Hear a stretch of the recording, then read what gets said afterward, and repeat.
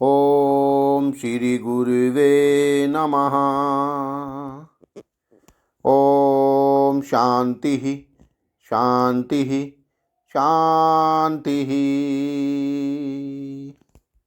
प्रणाम भगवान। भगवान योग वासिष्ठ महारामायण से निर्वाण प्रकरण उत्तरार्ध और सर्ग नंबर 36 लेते हैं भगवान, जिसमें शीर्षक है जीवन मुक्ति की प्रशंसा तथा इच्छा ही बंधन है और इच्छा का त्याग ही मुक्ति है। इसका सविस्तार वर्णन और उससे छूटने के उपाय का निरूपण। श्री वशिष्ठ जी कहते हैं, रघुकुल भूषण राम, जितने अनर्थ स्वरूप सांसारिक पदार्थ हैं वे सभी जल में आवर्त की भांति भिन्न भिन्न रूप धारण करके चमत्कार पैदा करते हैं, अर्थात इच्छाओं को उत्पन्न करके चित्त को मोह में डाल देते हैं। परंतु जैसे सभी लहरें जल स्वरूप ही हैं, वैसे ही संपूर्ण पदार्थ वस्तुतः नश्वर स्वभाव के ही हैं। जैसे बालक की चिंता से कल्पित यक्ष पिशाच आदि का रूप उसके सामने आकाश में दिख पड़ता है, परंतु मुझ जैसे ज्ञानी के लिए वह कुछ भी नहीं है, उसी तरह मेरी दृष्टि में तत्वतः यह विश्व कुछ नहीं है, परंतु अज्ञानी के चित्त में यही सत्य सा प्रतीत होता है। यह विश्व पत्थर पर खुदी हुई पुतलियों की सेना की भांति रूप आलोक तथा बाह्य और आभ्यंतर विषय से शून्य है। फिर इसमें विश्वता कैसी? परंतु अज्ञानियों के लिए यह रूप आलोक और मनन आदि से युक्त प्रतीत होता है। श्री राम, जगत को जगत रूप से जानना भ्रम है और इसे जगत रूप से न जानना भ्रम शून्यता है। राघव, त्वत्तता और अहंता आदि सारे विभ्रम विलास शांत शिव तथा शुद्ध ब्रह्म स्वरूप ही हैं। इसलिए मुझे ब्रह्म के अतिरिक्त और कुछ भी नहीं दिख पड़ता। ठीक वैसे ही जैसे आकाश में कानन दृष्टिगोचर होता है। श्री राम, जिसकी चेष्टा प्रारब्ध प्राप्त कर्मों में कठपुतली की तरह इच्छा शून्य तथा व्याकुलता रहित होती है, वही विश्रांत मन वाला जीवन मुक्त मुनि है। जीवन मुक्त ज्ञानी को इस जगत का जीवन बांस की तरह बाहर भीतर से शून्य, रसहीन और वासना रहित प्रतीत होता है। जिसकी इस दृश्य प्रपंच में रुचि नहीं है और हृदय में जिसे चिन्मात्र अदृश्य ब्रह्म ही अच्छा लगता है, उसने मानो बाहर भीतर से शांति प्राप्त कर ली और वह इस भवसागर से पार हो गया। रघुनंदन, शास्त्राज्ञों का कहना है कि मन का इच्छा रहित हो जाना ही समाधि है। रघुनंदन, शास्त्रज्ञों का कहना है कि मन का इच्छा रहित हो जाना ही समाधि है, क्योंकि मन को जैसी शांति इच्छा का त्याग कर देने से प्राप्त होती है, वैसी सैकड़ों उपदेशों से भी उपलब्ध नहीं होती। इच्छा की उत्पत्ति से जैसा दुख प्राप्त होता है, वैसा दुख तो नरक में भी नहीं मिलता, और इच्छा की शांति से जैसा सुख मिलता है, वैसे सुख का अनुभव तो ब्रह्मलोक को भी नहीं होता, ब्रह्मलोक में भी नहीं होता।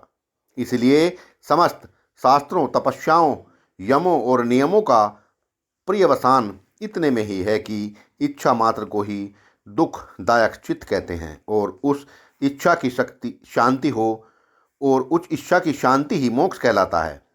प्राणी के हृदय में जैसी जैसी और जितनी जितनी इच्छा उत्पन्न होती हैं, उतनी उतनी उसके दुखों के बीजों की मूठ बढ़ जाती है, तथा विवेक विचार द्वारा जैसे जैसे उसकी इच्छा क्षीण हो जाती है, वैसे वैसे ही उसके दुखों की चिंता रूपी विसूचिका शांत हो जाती है।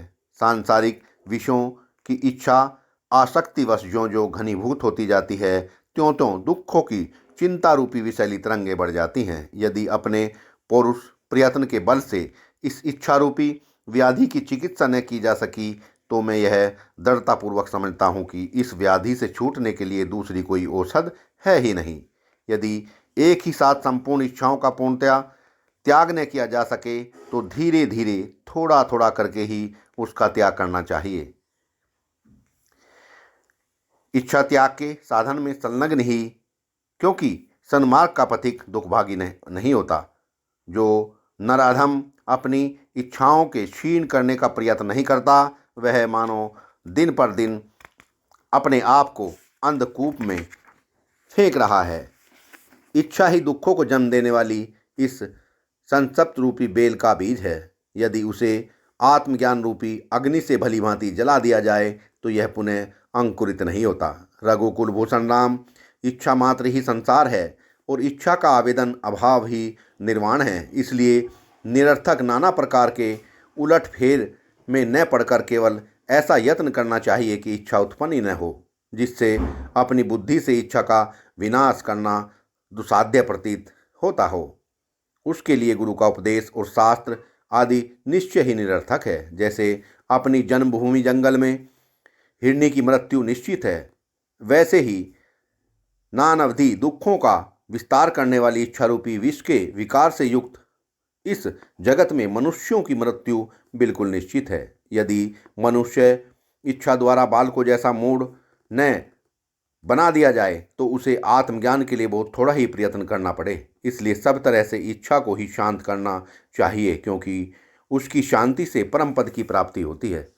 इच्छा रहित हो जाना ही निर्वाण है और इच्छा युक्त होना ही बंधन है। इसलिए यथाशक्ति इच्छा को जीतना चाहिए। भला इतना करने में कौन सी कठिनाई है।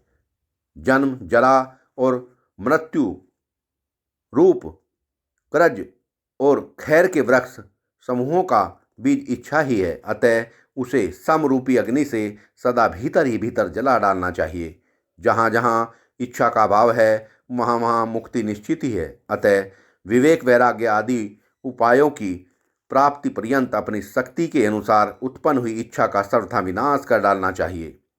इसी तरह जहाँ जहाँ इच्छा का संबंध है वहाँ वहाँ पुण्य, पापमयी दुख राशियों तथा विस्तृत पीड़ाओं से युक्त बंधन पोषों की उपस्थिति ही समझो।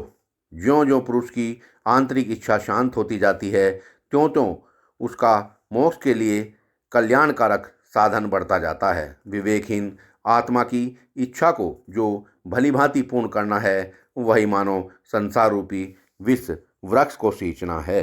सत्संग को विराम देते हैं भगवान। प्रणाम भगवान।